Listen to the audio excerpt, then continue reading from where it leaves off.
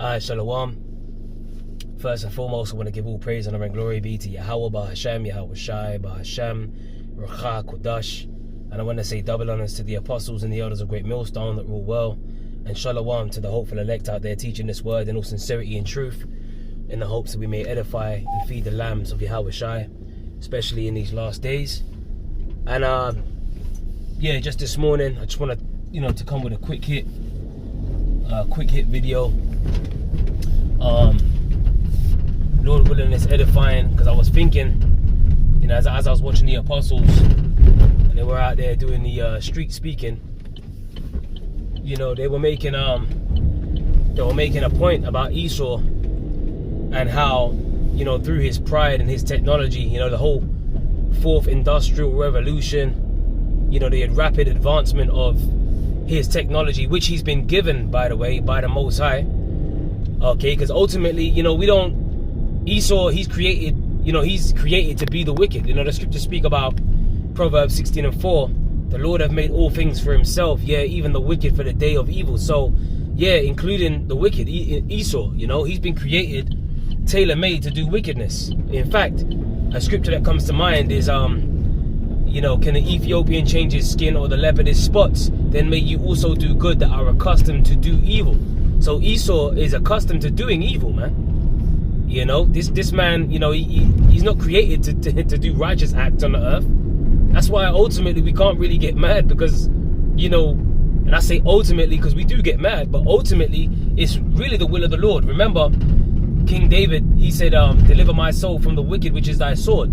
Psalms 17:13. So, Esau is nothing but the sword of the Lord on the left-hand side. Now, in these last days, this guy has been building up through his technology. He's got international space stations, and even that is proud as hell. They claim to have gone to the moon. Okay, even that's proud as hell, man. Okay, because that lines up with biblical prophecy. When you go to Revelation 11 and 11, I believe it is, when it speaks about after 3 days and a half, the spirit of life entered into them and they stood upon their feet. In fact, let me see if I can pull it up real quick, because I don't want to butcher the scripture. It's Revelation 11, right? I just type in Revelation 11 KJV.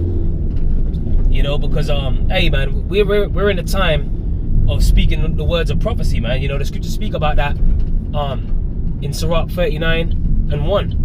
Occupied in prophecy. He that giveth his mind to the law of the Most High, occupied in the meditation thereof, will seek out the wisdom of all the ancient and be occupied in prophecies, man. Alright, you see 777 on that van, you see that? Spirit, man. That's the spirit. Oh my goodness. Alright, so woo! Yeah, that just sets the tone, This is Revelation chapter 11 and after 3 days and a half. Now the 3 days and a half, represents 350 years. Okay, when you dealing with from 1619 to 1969, when the truth, starting with Rabbi Abba Bivens, man, and our teachers, Rabbi Abba Bivens, all the way down King Marshall, High Priest, Elder Yaikwab, High Priest Arya, down to the apostles on down, and so on and so forth. Our teachers, bro. The truth started flourishing, around that time period, 1969, 70, and that's when that's that 3 days and a half, 350 years, 1619 to 1969. And like I said, the inspiration for this, driving talk, if you will, comes from just listening to the apostles and the elders talk about it at the street speaking. All right, because we're definitely in the time of biblical prophecy playing out. It says the spirit of life from the Most High entered into them. And why does it say the spirit of life? Because if you don't have this understanding, then you're really the walking dead. The scriptures speak about that in John 6:63. It is a spirit that quickeneth, the flesh profiteth nothing.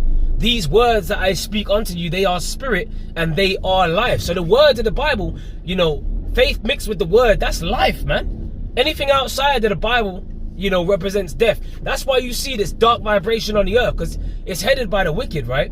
So he's pushing out a wicked vibration.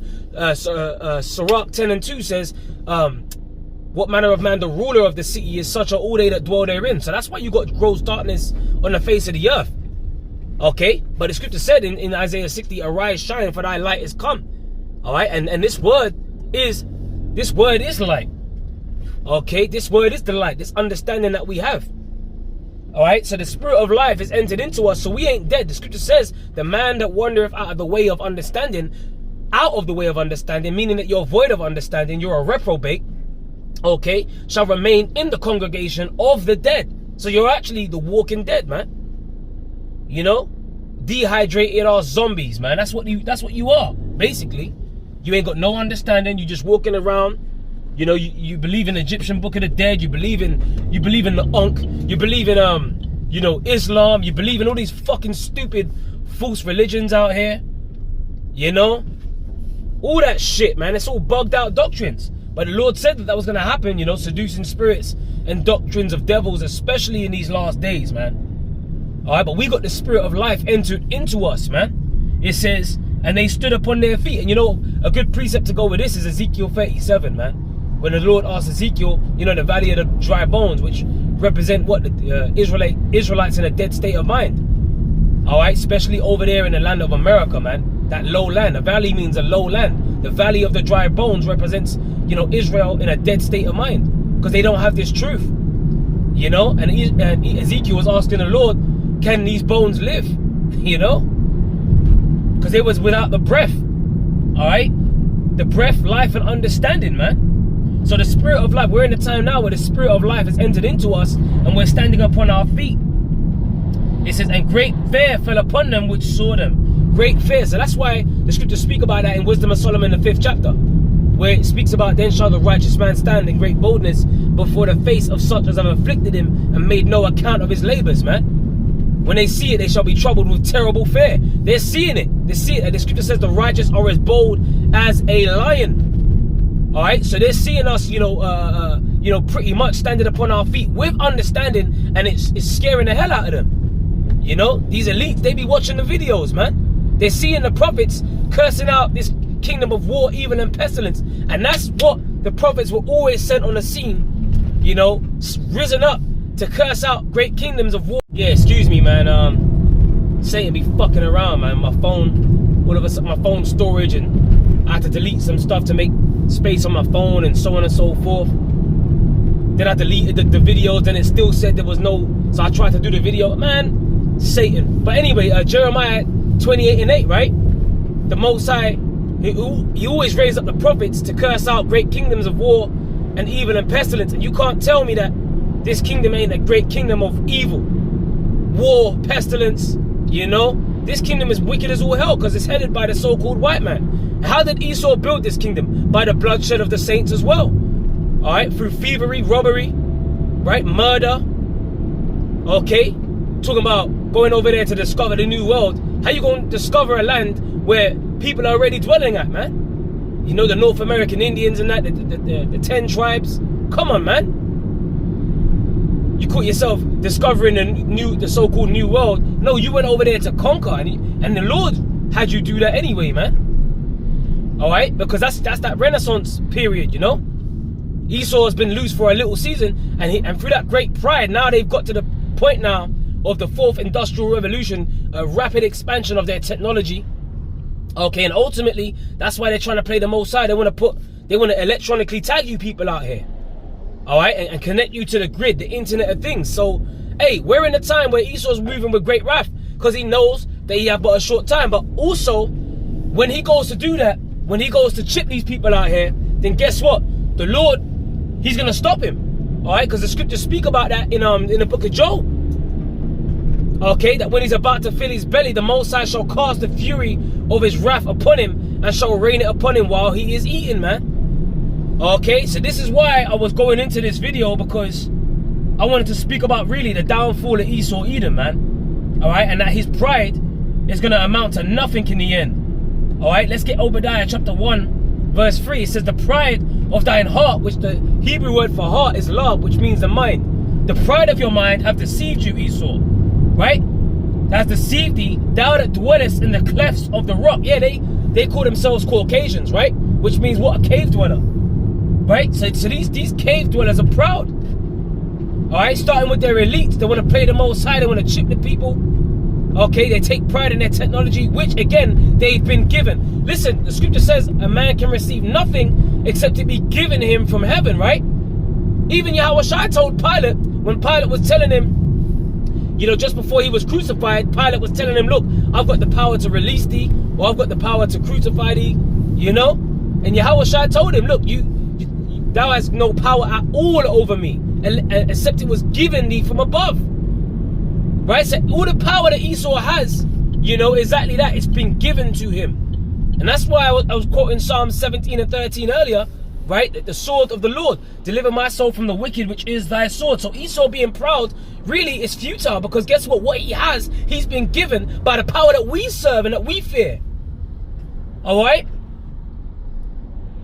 So it says, whose habitation is high, right? And Esau's habitation is hella high, man. And they got them, that's why they built them skyscrapers, man. All these tall ass buildings. That's why they got them international space stations, man. Which is going to go into, right?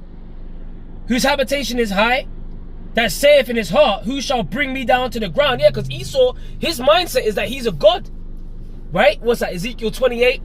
But the Lord's going to show you that you're not a god, you're not the Most High, and that you're just a man. So that pride, man, and you know what, as the saying goes, the bigger they are, the harder they fall, man. So we're in a time of Esau's downfall. Remember, the scripture says Esau is the end of the world, Jacob is the beginning of it that followeth, man. 2nd Ezra chapter 6, verse 9, right? So this is verse 4 in Obadiah. It says, though thou exalt thyself as the eagle, and Esau reverences the eagle, man. Okay, I was watching that movie Black Sparrow. No, not Black Sparrow. It should be Black Sparrow, but it's called Red Sparrow, and it's about the you know, the Edomites intelligence services, man. You know, dealing with the CIA and dealing with you know, the Russian counterpart, the Russian spies and that, and how they train up these women. They train up these women to extract information from men, even through using means of sex and so on and so forth. Use their bodies in order to get, you know, intel and shit and whatever, man. You know, basically agents and stuff, you know. And as I saw, they had a scene with the CIA in it, and in their building on the back of there was one meeting they had in the office, and in the background you saw the Central Intelligence Service Agency. That's what CIA stands for. And on the screen behind the man's head in the office, you had the symbol of the eagle. Okay, and America reverences the bald eagle, man. All right, and that's how you know that that's them Romans coming back, because you know them Edomites, them Romans are Edomites too. But this is the second leg of the Roman Empire, because what did Rome reverence? Rome reverenced the eagle too. They used to carry around the eagle with their legions, man. Okay, in fact, they even made a movie, and I always mention this. They even got a movie called Eagle. All right, and I think Channing Tatum was in that movie as well. All right, dealing with how Esau, you know, had his Roman legions and their armies were being spread thin. They were getting taken down. All right, and they were getting fucking raided by them Japhites and so on and so forth, man. They were getting taken out. Okay, it says, though thou exalt thyself as the eagle, and though thou set thy nest among the stars, thence will I bring thee down, saith the Lord. So Esau set his nest among the stars. How has he done that? All right, first of all, he's claimed to go to the moon. Okay, I think 2019 they will made a big deal of, oh, the 50th anniversary since they supposedly went to the moon, right? Remember that, 2019. Now you talking about the fourth industrial revolution, all this rapid advance in technology. You mean to tell me that they've never gone back to the moon since '69? That's how you know it's fucking lies, man. That's how you know this man's a devil. Okay, hey, Psalms 58 and 3. The wicked are estranged from the womb. They go astray as soon as they be born, speaking lies. Esau is nothing but a fucking liar, man. He's created to deceive the people. He's a deceiver. His power comes through deception. Okay, through his technology and his deception, man. Okay, that's why the scripture says, never trust thine enemy. This man is our top enemy. Alright? And Esau set his nest among the stars, exalted himself as the eagle. Okay, through those international space stations, they got them weapons, right? Them international space stations. You got the sixth branch of the American military as well, the Space Force. Come on, you can't tell me that that's not eagle. That's not Esau exalting himself as the eagle, man. Okay, through that technology, he thinks he ain't never going down. All right, but what you were gonna see when the Lord comes and invades this place with them chariots and brings that, when he rides upon that mountain, like Ezra described it as being a mountain, which is a gigantic so-called UFO. When you read in 2nd Ezra, the 13th chapter, there's nothing that Esau can do, man. Okay, when the Lord comes back, there's nothing that Esau can do. That's why, and I have another scripture to go with this, because I was meditating on this precept in Amos 9 as well, right?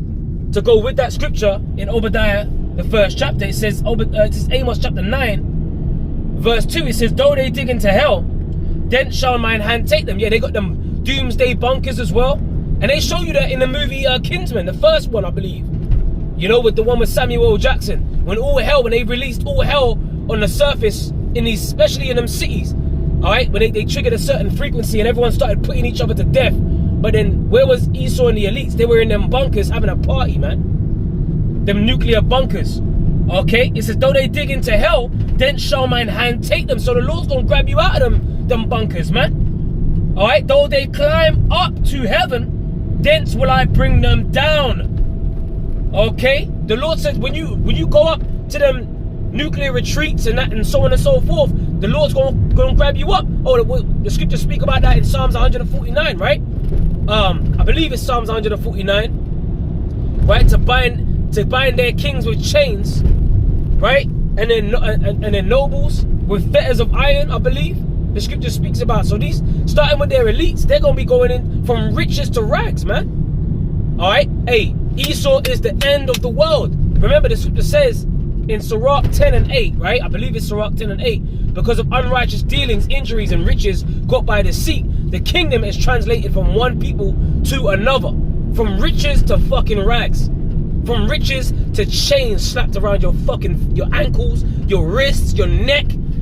Alright? And you're gonna get to fucking work, man. And we're gonna have a real fun time. You know?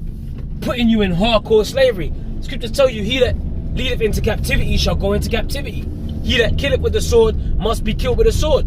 Because yeah, earlier, man, as I was, you know, I'm out in the suburbs, little countryside, and I heard a couple of the Edomites having a conversation. Oh, we've been very lucky. That's what they were saying among themselves. We've been very lucky. Touch wood, you know? Touch wood. Now, I don't know the nature of their conversation, but, you know, these Edomites, man, they got a real sense of pride on them, man, especially out in the suburbs. You know, you wouldn't even think nothing's going on in the world the way they be living out in the countryside. You know, the cozy, you know, cozy country. That's what they call it, cozy countryside. But then guess what? The Lord is going to really shake everything up out here. These people are going to turn into cannibals when them fucking supermarket shelves, you know, when they're fucking empty, man. You know?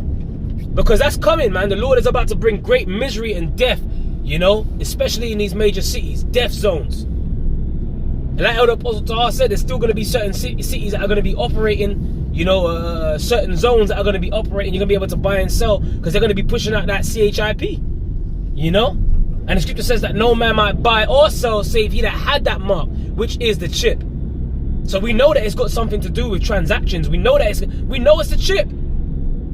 All right. We know it's the chip. That's why we mark them that cause divisions and offenses contrary to the doctrine. But again, you know, when Esau does that, that's when all bets are off for him. Okay? When he's about to fill his belly, the Most High shall cast the fury of his wrath upon him, man. So go ahead, Esau. We want you to make that move. You know? They're talking about this month, October, being hot and heavy. So we're going to see what's going to happen. They're saying something's supposed to happen October the 4th, which is what, 2 days from now?